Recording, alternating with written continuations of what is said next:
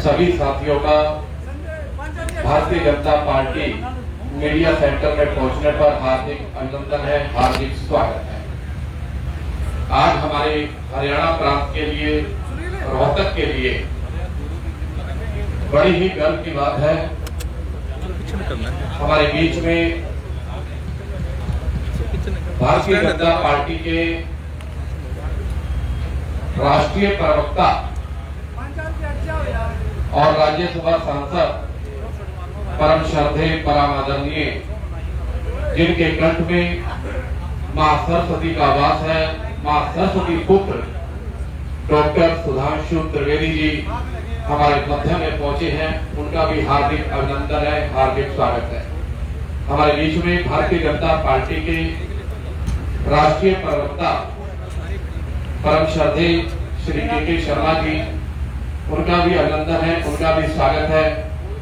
उनके साथ साथ भारतीय जनता पार्टी के हमारे हरियाणा प्रांत के मीडिया प्रमुख श्री अरविंद जी सैनी, उनका भी अभिनंदन, स्वागत। उसके साथ साथ हमारे आदरणीय हरियाणा के मीडिया के सह प्रमुख जो हमारी सारी व्यवस्थाओं को देख रहे श्री शमशेर जी खर, उनका भी अभिनंदन है, उनका भी स्वागत है। उसके साथ साथ भारतीय जनता पार्टी के हमारे वरिष्ठ नेता श्री मनोज जी यादव, वो भी यहाँ पर उपस्थित है, उनका भी अभिनंदन है, उनका भी स्वागत है। मेरी प्रार्थना है श्री अरविंद जी। साथियों, इससे पहले कि सुधांशु जी प्रेस कॉन्फ्रेंस करें, हम आपको कांग्रेस की हकीकत एक वीडियो से दिखाना चाहेंगे। उसके बाद सुधांशु जी प्रेस कॉन्फ्रेंस को शुरू करेंगे।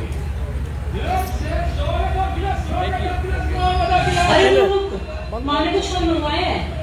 नहीं फिर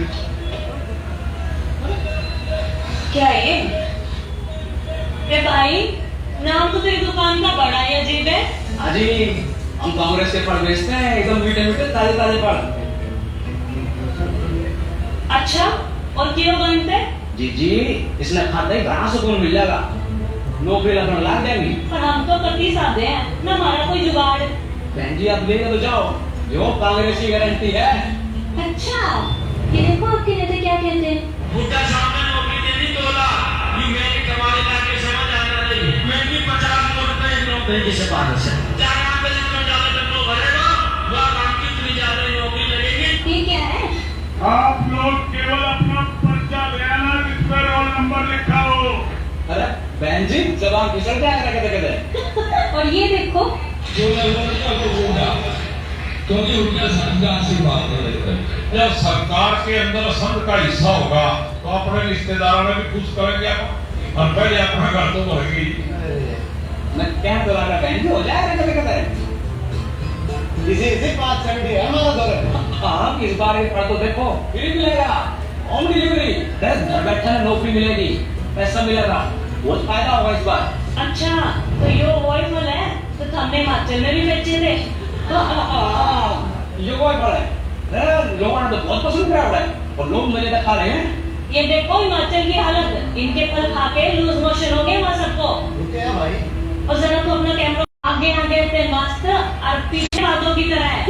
इन्हें मत खाना हरियाणा वालों, अपनी सेहत मत बिगाड़ना। चल भाई, बीजेपी सही बिना खर्ची पर्ची के नौकरियां तो दे रही है, तेरा तो हो गया खत्म। Bye bye, tata, goodbye, गया। मजा आया।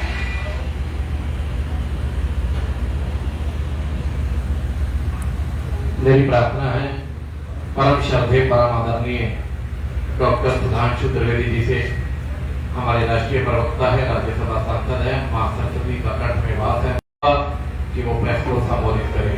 आदरणीय सुधांशु त्रिवेदी जी।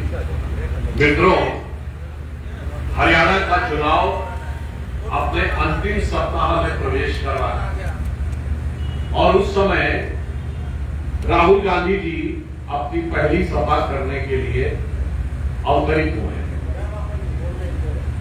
कहा जाता है कि समान प्रकार के लोग समान प्रवृत्ति के लोगों को आकर्षित करते हैं।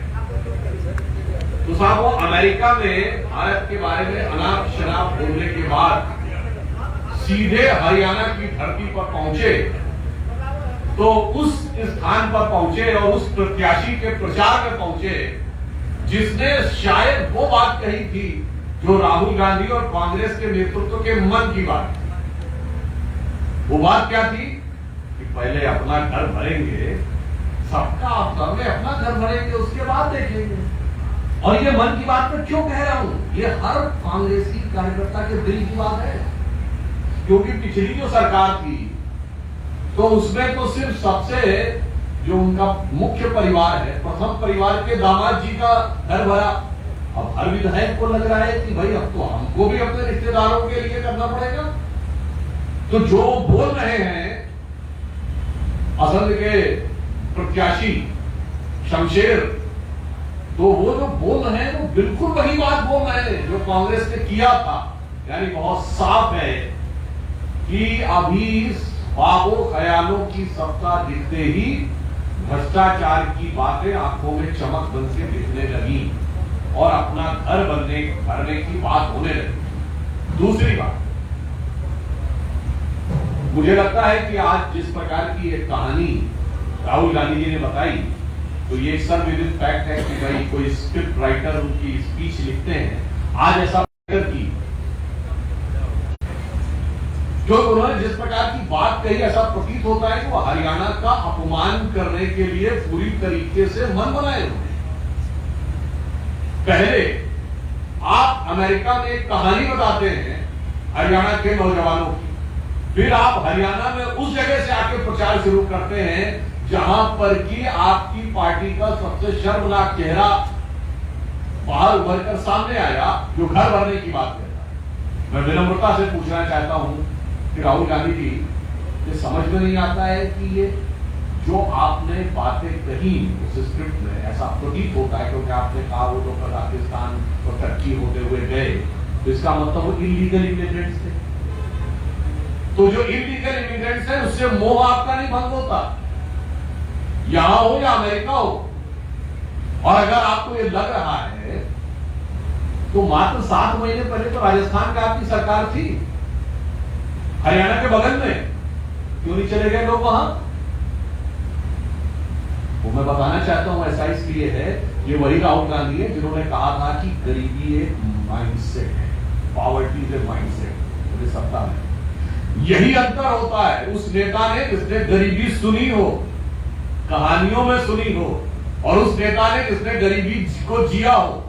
हमारे प्रधानमंत्री श्री नरेंद्र मोदी जी ने गरीबी को जिया है, रेलवे स्टेशन पर चाय बेची है, उनकी स्वर्गीय माता जी ने बर्तन तक मांजे हैं, उन्होंने उतने बरस रेलवे स्टेशन पे गुजारे जितने घंटे राहुल गांधी ने रेलवे स्टेशन पर नहीं गुजारे होंगे। तो सुनी हुई कहानियों के आधार के ऊपर गरीबी को समझना और खुद अपनी जिंदगी में जीकर गरीबी को समझने में जितना बड़ा अंतर होता है, उतना ही इस समस्या के समाधान के लिए भी यह अंतर होता है। तो मैं राहुल गांधी से सीधे पूछना चाहता हूं, क्या आप वहां इलीगल इमिग्रेंट से मिले थे, और अगर मिले थे तो आपकी इलीगल इमिग्रेंट के साथ मीटिंग किसने तय की?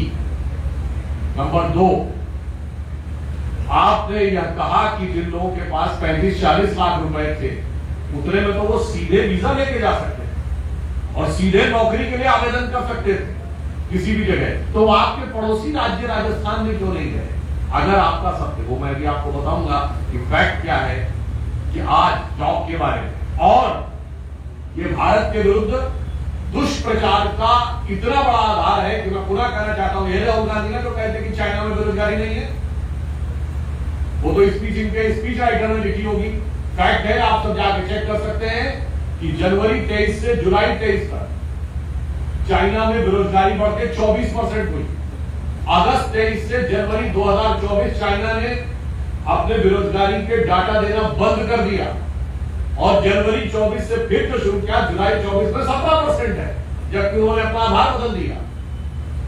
यानी भारत के विरुद्ध दुष्प्रचार से लेकर हरियाणा के अपमान तक हर प्रकार की बातें वो कर रहे हैं।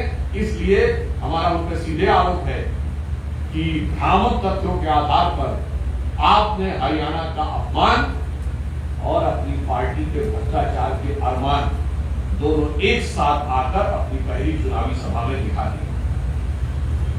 दूसरी बात मैं कहना चाहता हूं कि वो आजकल आदतन और फितरतन हर जगह के ऊपर जात पात की बात करना चाहता है। तो मैं उनसे पूछना चाहता हूं, आपको उनका संसद में बयान ध्यान होगा जिसमें उन्होंने कहा 2014 में उन्होंने देखा कि ही वाज शॉक्ड कि जो सेक्रेटरी गवर्नमेंट ऑफ इंडिया है उनमें कितने ओबीसी।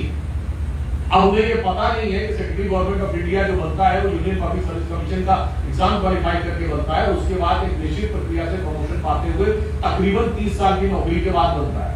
ये कांग्रेस का अध्यक्ष का पद नहीं पैदा होते ही सीधे अध्यक्ष पद पे पहुंचते। और आज मैं पूछना चाहता हूं, राहुल गांधी जी को शौक क्यों नहीं लगा? आज तक हरियाणा के जितने भी मुख्यमंत्री हुए हैं आप सबको पता होगा, बताइए इसमें से एससी ओबीसी कौन है, कितने ओबीसी बनाए? आप अफसरों में पूछते हैं, पत्रकारों में पूछते हैं, जजों में पूछते हैं, आपने सबसे लंबे समय तक हरियाणा पर हुकूमत की है, कितने ओबीसी मुख्यमंत्री बताएं, कृपया बता के जाएं। और दूसरा, हर चीज में तो आप शायद पूछते हैं, इससे हमें समझ में आ रहा है कि सत्ता तो आपकी नहीं आने वाली, जो ख्वाबों ख्यालों में आपको हरियाणा में अपनी सरकार दिख रही है जिसके बहुत सारे दावेदार हैं और आपस में जम के मारा मार है। कृपया ये बताएंगे कि आपके मुख्यमंत्री ख्यालों वाले मुख्यमंत्री किस जात का हो? सीधा सवाल पूछना चाहता हूं, हर बात में जात का सवाल पूछने वाले राहुल गांधी जी कृपया ये बता दीजिए, हम मुख्यमंत्री के दावेदार का नाम नहीं पूछ रहे, मुख्यमंत्री के दावेदार की जात बताएं। और मैं आप सबसे अनुरोध करूंगा कि एक बार उनसे पूछिएगा और सवाल का कोई जवाब नहीं है। अब मैं यह बताना चाहता हूं कि वो जो जैसा आपने अभी इस वीडियो में देखा, कांग्रेस आजकल कहती है कि मेरे पास 7 गारंटी, तो मैं भी आपको बताना चाहता हूं ये सच है कि कांग्रेस के पास 7 गारंटी है, और वो गारंटी 7 कौन सी? पहली गारंटी, मेरिट के आधार पर नौकरी मिलना बंद होने की गारंटी, जिसका आप वीडियो देख चुके हैं। अब पर्ची से नौकरी मिलेगी, इसकी गारंटी। योग्यता पर नौकरी नहीं मिलेगी। 10 साल से हमारी यहाँ की सरकार ने खट्टर जी और सैनी जी के नेतृत्व में पारदर्शी प्रक्रिया से मेरिट के आधार पे बगैर सोच सिफारिश के जो नौकरी मिलती थी उसके खत्म होने की। दूसरा, सभी कांग्रेसी नेताओं का अपना अपना घर भरने की गारंटी। अब सिर्फ प्रथम परिवार का ही दामाद का घर नहीं भरेगा, विधायक के प्रत्याशी बोल रहे हैं कि सबका घर भरने की गारंटी। तीसरी गारंटी, मिर्चीपुर गोहाना जैसे कांड, दुखद, दर्दनाक और दुर्दांत कांड जो कांग्रेस के शासनकाल में हुए, उनकी दोबारा होने की गारंटी। तीसरी, उनके विधायक के प्रत्याशी मोहन खान ने कहा है कि नूह का बदला ले। पंजाब में देख चुके हैं, वहां जब से सरकार नहीं आई है तो जिस प्रकार की कानून व्यवस्था ध्वस्त हुई है, वैसे ही कानून व्यवस्था ध्वस्त होने की गारंटी। छठी गारंटी, जो वादा किया है वो वादा नहीं पूरा करेंगे और कोशिश करेंगे तो सिर्फ 2 राज्यों को उदाहरण दे रहा, आप अपने बगल में देखिए। कर्नाटक में 1200 किसानों ने आत्महत्या की और उसके बाद सरकार कांग्रेस की है, असंवेदनशील तरीके से यह बयान दे रही है कि नहीं, वो तो व्यक्तिगत कारणों से 1200 किसानों ने आत्महत्या, अर्थात किसानों के बुरे दिन आने की गारंटी। तो मैं पुनः कह दे रहा हूं, ये 7 गारंटियां कांग्रेस की हैं। मेरिट पे नौकरी नहीं, पर्ची से गारंटी जो कांग्रेस जहां सत्ता में आती है, क्या सेना के का अपमान और आतंकियों के सम्मान की गारंटी। जो कश्मीर में अभी आपके पास के राज्य में दिखाई पड़ रहा है, वो देख लीजिए, ये सबसे बड़ी गारंटी सेना के अपमान और जवानों के और आतंकियों के सम्मान की गारंटी। आपस में घमासान, आपने देखा होगा कि कांग्रेस की बहुत बड़ी नेत्री का वीडियो, चर्चित वीडियो है, जिसको कह रहे हमें तो बुलाया ही नहीं जाएगा। अर्थात आपस में सरकार लड़ेगी होता है, क्योंकि यदि कोई कर्मचारी बनेगा तब भविष्य निधि का अपना खाते में से पैसा कटाएगा और उसका कोई जो नियोक्ता यानी एम्प्लॉयर है वो पैसा उसमें डालेगा। तो अगर आप इस समय देखें तो हम लोगों ने 15 मेडिकल कॉलेज हैं और एक और उपलब्धि जो हरियाणा को मिली है इस सरकार के कार्यकाल में जो संभवतः कभी नहीं मिली होगी। देखिए, हम सब ये मानते हैं कि बिजली की आवश्यकता विकसित राष्ट्र बनाने के लिए बहुत जरूरी है, परंतु जब हमारी सरकार आई तो हमारी 60% बिजली की नीड कोयले से पूरी होगी। अगर हम उसके द्वारा भारत की सारी बिजली की आवश्यकता को पूरा करना चाहते तो व्यवहारिक दृष्टि से मुश्किल था, एनवायरमेंट में बहुत कुछ होना था। तो मोदी जी ने सोलर एनर्जी की बात शुरुआत की और आज सोलर एनर्जी में भारत का उत्पादन और व्यवस्था 30 गुना बढ़ी है। और ये किसी सरकार ने शायद भले ही सोचा हो कि सोलर एनर्जी में आगे बढ़ेंगे, और एक काम ऐसा हुआ जो किसी सरकार ने सोचा ही नहीं होगा कि एक इंटरनेशनल सोलर अलायंस बनेगा, यानी सौर ऊर्जा पर दुनिया के देशों का एक समूह बनेगा और उसका केंद्र हरियाणा के गुरुग्राम में बना। भारत उसका नेतृत्व करेगा और उसका केंद्र हरियाणा के गुरुग्राम में बना।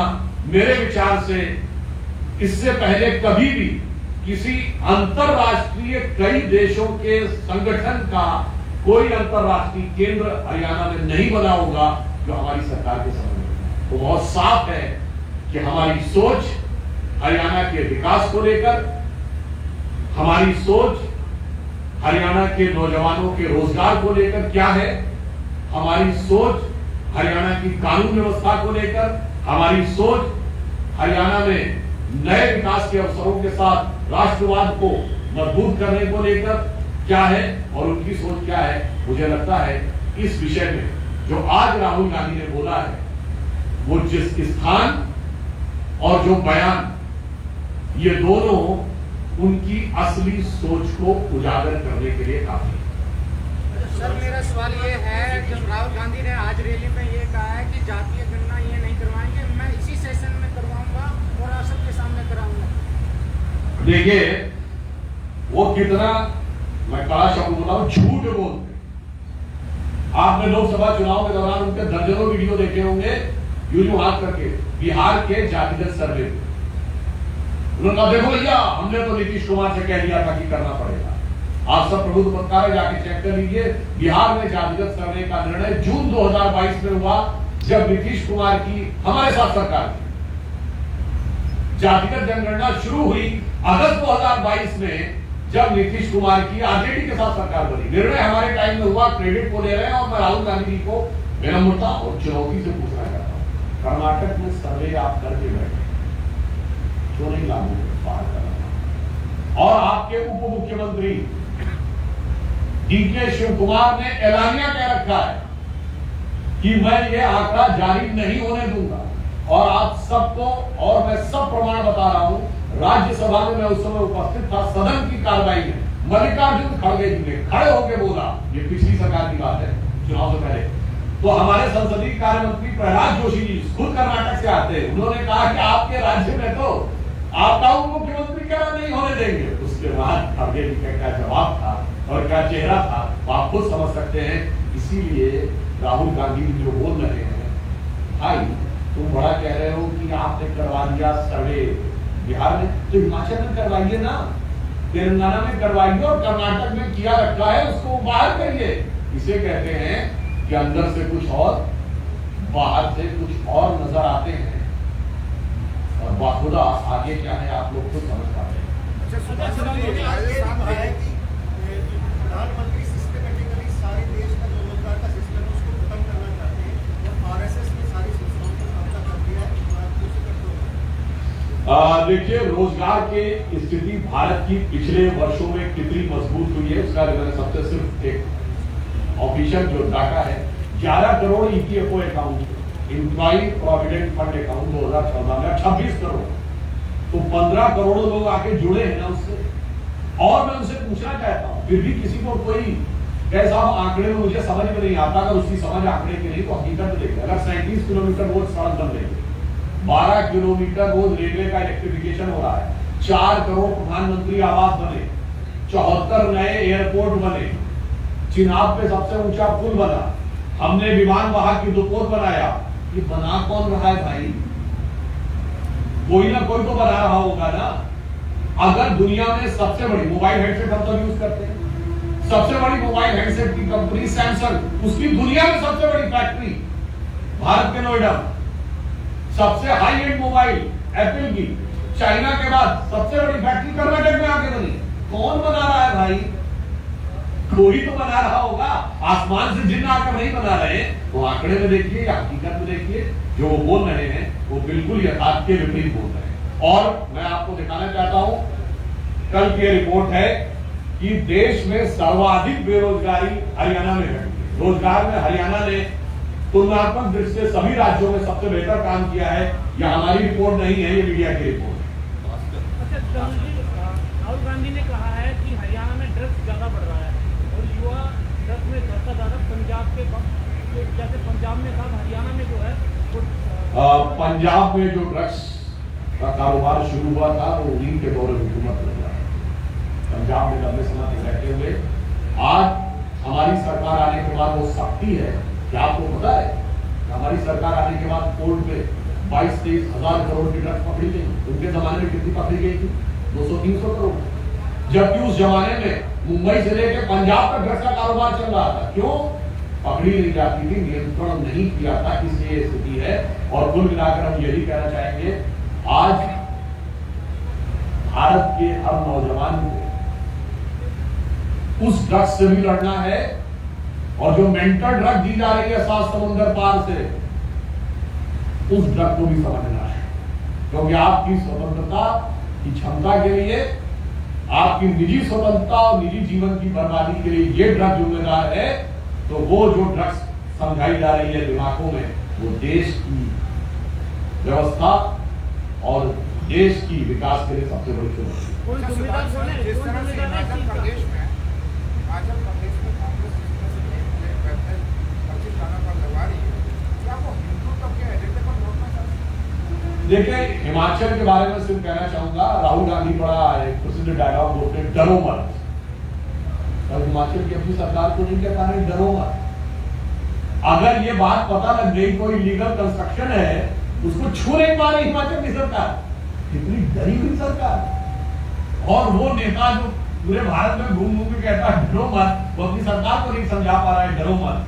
तो मैं सिर्फ ये कहना चाह रहा हूं, हिमाचल की सरकार ने जो भी निर्णय लिया है, शायद उस डर को बचाने के लिए लिया है जो गैर कानूनी निर्माण को हटाने की क्षमता उनके अंदर नहीं। सवाल ये है सर कि कल नरेंद्र मोदी जी भी आए थे और आपने भी जिक्र किया दामाद जी का। पिछले 10 साल से यही सुन रहे हैं, लेकिन चुनावी मुद्दा होता उसके बाद उनके बड़ी मजेदार बात है। देखिए, भारत में कानून एक प्रक्रिया से चलता है। अगर कुछ नेता गिरफ्तार हो जाते, साफ सरकार ने लिखी जबरदस्ती उन्हें पकड़ लिया कि अभी कानून अंजाम तक नहीं पहुंचा, कुछ हो ही नहीं रहा है। तो मैं मानता हूं कांग्रेस अपने 2 आरोपों में से एक आरोप पर स्पष्ट है। इसका मतलब अगर वो ये मान रहे हैं कि कानून अपना काम कर रहा है, इसलिए वाड्रा पर कार्रवाई अभी अंतिम अंजाम तक नहीं पहुंची है, तो फिर इसका मतलब हम विच हंट करते हैं कि आरोप छोड़ दें। अगर विच हंट का आरोप है तो ये आरोप छोड़ दें। ये दोनों नहीं चल सकते कि अपनी सुविधा के अनुसार अगर जाएंगे तो आप कहेंगे साहब राहुल गांधी पे कार्रवाई हो गई तो विच हंट था और वाड्रा पे कार्रवाई नहीं हो रही है, तो कार्रवाई हो रही है, वो अपनी प्रक्रिया से हो रही है, तो साहब ये क्यों हो रहा है? तो मुझे लगता है कि इनके स्टेटमेंट में ये ड्युअलिटी है। देखिए, प्रोसेस कानून के अनुसार चल रहा है, जुडिशियल प्रोसेस चल रहा है। जुडिशियल प्रोसेस के ऊपर टिप्पणी करना कम से कम राजनीतिक दल के प्रवक्ता के लिए उचित नहीं। और मैं एक और फैक्ट बता देना, न्यायिक प्रक्रिया में कितना समय लगता है। इंदिरा जी प्रधानमंत्री और उनकी हत्या प्रधानमंत्री आवास में हुई, सारे सबूत सामने थे, नहीं कोई किंतु परंतु नहीं था। कितने साल लगे फांसी देने में? 5 साल। जबकि उसके बाद उनकी पार्टी नहीं, बेटे की सरकार थी और भारत के इतिहास की सबसे बड़ी बहुमत की सरकार थी। तो बताइए साहब, जब सारे सबूतों मतलब प्राइम मिनिस्टर रेजिडेंस में सबके सामने हुए क्राइम में 5 साल लग रहे हैं, इसीलिए हम किसी के निर्णय पर कोई प्रभाव नहीं डालने का प्रयास करते। स्वतंत्र एजेंसियां काम कर रही हैं, वो लोग इस पर राजी नहीं। सर, भूपेंद्र सिंह हुड्डा की बात करें, हरियाणा के चुनाव की बात करें, तो जिस तरह से भूपेंद्र सिंह हुड्डा ये कह रहे हैं कि इस बार कांग्रेस की सरकार बनेगी और जिस तरह से जो सर्वे आ रहे हैं उसमें कांग्रेस का बहुमत दिखा रहे हैं। देखिए, कांग्रेस के जितने भी नेता हैं वो ऊपर से चाहे जो कहें, कि कांग्रेस की सरकार बनेगी, अंदर से वो बहुत डरे हुए हैं। किस बात पे डरे हुए हैं? बीजेपी की सरकार आएगी इस बात से उतना नहीं डरे हुए हैं जितना ये है कि नेता प्रतिपक्ष की कुर्सी किसके पास चली जाएगी इस बात को लेकर डरे हुए हैं। यानी उनका नेतृत्व हरियाणा कांग्रेस में रह पाएंगे या नहीं, इसको लेके वो डरे हुए। और शायद इसीलिए उनको राहुल गांधी से पूछना चाहिए कि कोई नेतृत्व आप क्यों नहीं घोषित कर रहे हैं। आप हुड्डा जी को इसलिए नहीं घोषित कर रहे हैं कि पुराने मजबूत नेता है, वो जब जाएंगे तो आप लोग समझेंगे नहीं, या सुनने वाला को इसलिए नहीं कर रहे हैं कि युवा नेता दूसरा खड़ा नहीं होने देना है, या शैलजा जी को इसलिए घोषित नहीं कर रहे हैं कि दलित की बेटी को आगे नहीं आने देना है। सवाल तो उनसे पूछना चाहिए। इसलिए मैंने कहा आज तक के सारे मुख्यमंत्रियों की वे ओबीसी बताएं सर, जो कांग्रेस आरोप लगाती है ईडी सीबीआई के दुरुपयोग का, सोनीपत वाले विधायक वाले मामले में तो कोर्ट ने फटकार लगा दी है कि इनकी गिरफ्तारी गलत थी, उनको क्लीन चिट दे दी। देखिए, जो लोग ये कहते हैं कि ईडी सीबीआई के कारण हमारी सरकार आने के बाद उनके नेताओं पे मुकदमे लगे और वो जेल में, तो आप सभी प्रबुद्ध पत्रकार हैं, मैं आपको याद दिला देना चाहता हूं, छोटे मोटे मामले की बात नहीं कर रहा।